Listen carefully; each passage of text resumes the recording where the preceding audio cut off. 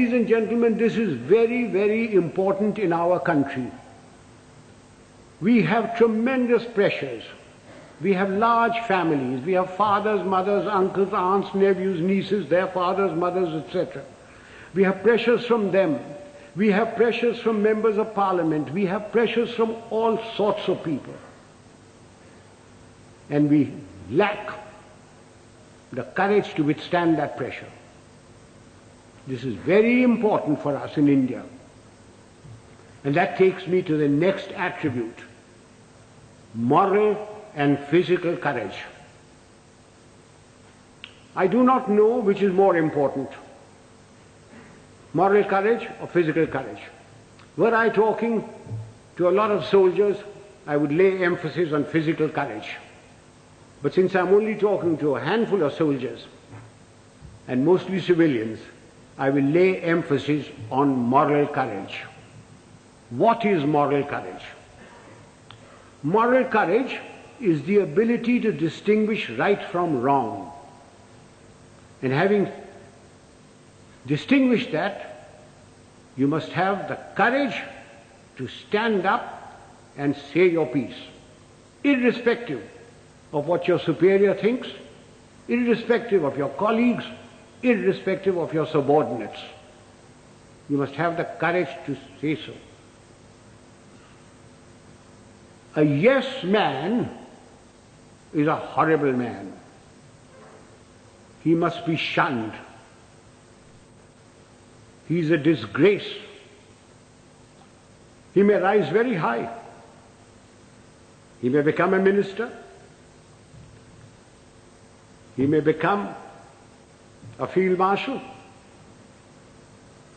But he will never, never become a leader. He will be used by his superiors. He will be disliked by his colleagues, and his subordinates have no respect for them. Moral courage is essential. Now, since you wanted to know some examples of moral courage from my past, I will give you a little story. In 1970, when General Yahya Khan put all the pressure on East Pakistan as it was then, and refugees started coming to India, there was a cabinet meeting. I remember the date very well, 28th of April. I was summoned. I had a very strong Prime Minister and Mrs. Gandhi, who ranted and raved at me, said, "What are you doing about it? I've got so many refugees. The Chief Minister of Bengal has just sent me a telegram. The Chief Minister of Tripura has done this. The Chief Minister of Assam is writing that there are more Bengalis there than their own population. What are you doing about it?" And I said, "Nothing. Got nothing to do with me." And she said, "I want you to go in and take action." And I said, "Do you know what that means, Prime Minister?" And she said, "No." I said, "It means war." And she said, "I don't mind if there's war." So I said, "May I please quote from the Bible, the first book, the first chapter, the first verse? God said, 'Let there be light,' and there was light. And you say, 'Let there be war,' there be war. Are you ready?" I'm not ready. I'm not prepared. It is not the right time to go in. The monsoon will break very shortly, and the whole of East Pakistan will be a swamp. I will not be able to operate. The Air Force will not be able to operate. April is a month when we glean the harvest.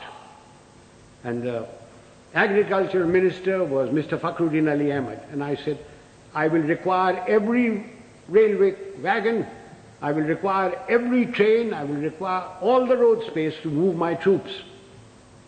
And you will not be able to move your harvest. And then if there is a famine, don't blame me." And I said, the passes in the Himalayas start opening now, the snow melts. And then if the Chinese give us an ultimatum, I will have to fight on two fronts. And then the External Affairs Minister, a Khalsa, Sardar Swaran Singh said, do you think China will give ultimatum? And I said, you are the foreign minister, you tell me. And then my own minister, Jagjeevan Ram, who couldn't call me Sam, who used to call me Sham.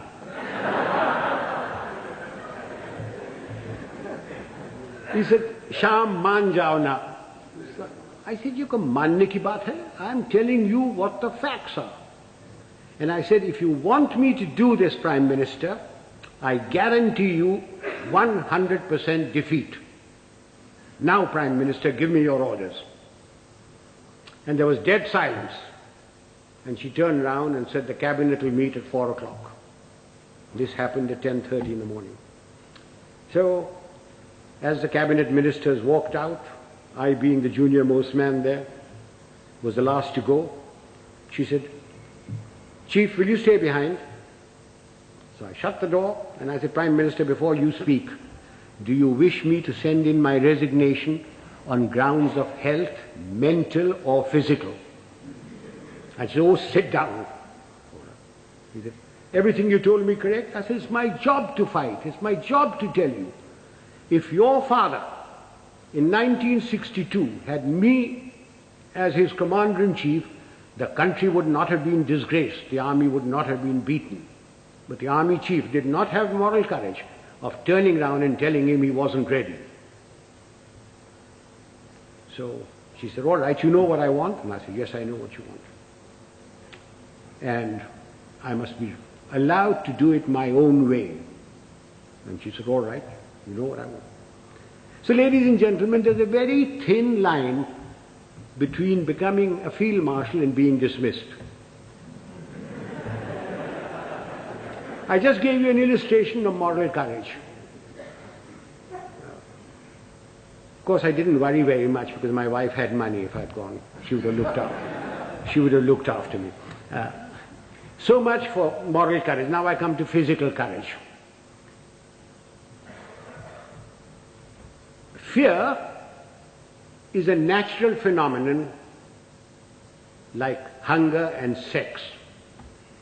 Anyone who says he is not frightened is a liar, except perhaps the Gorkha. Everyone is frightened. It is one thing to be frightened and quite another to show fear.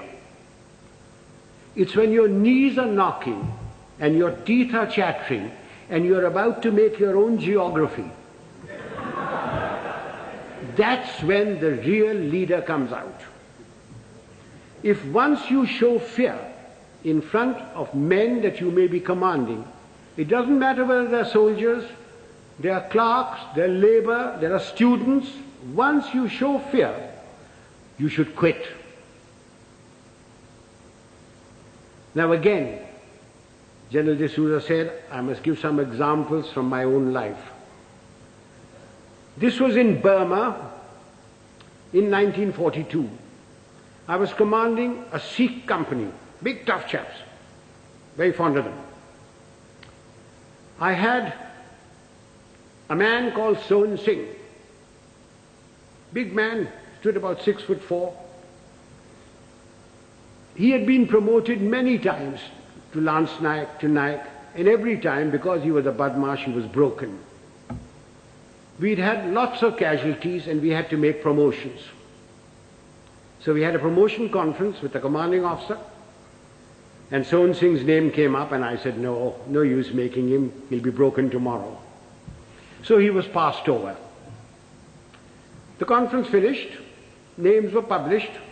I came back to my Basha, where my company was in the jungle, and I found my senior Subedar, Balwant Singh, terribly worried.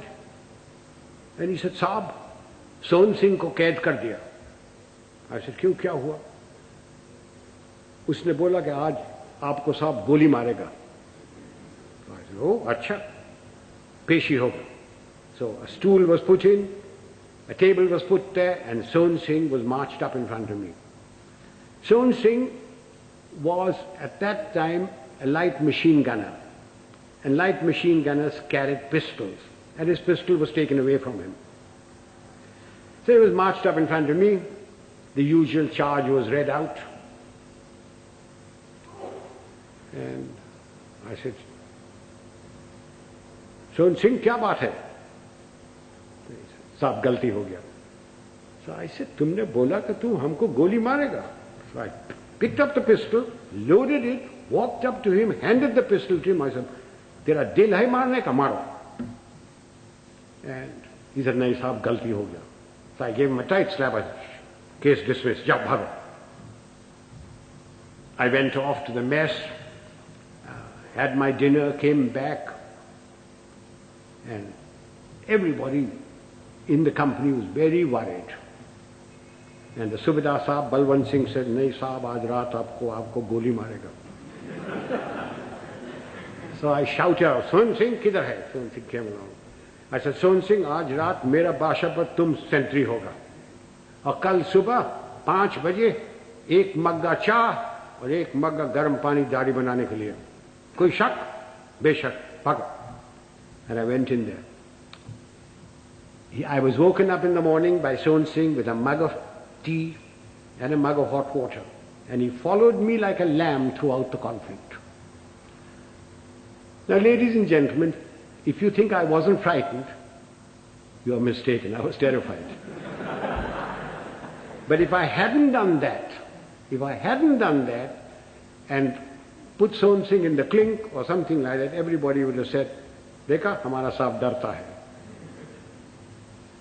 Just an example of this. How often during riots and all that, some young sergeant with nothing but a little stick in his hand has walked in and quelled everything by showing courage.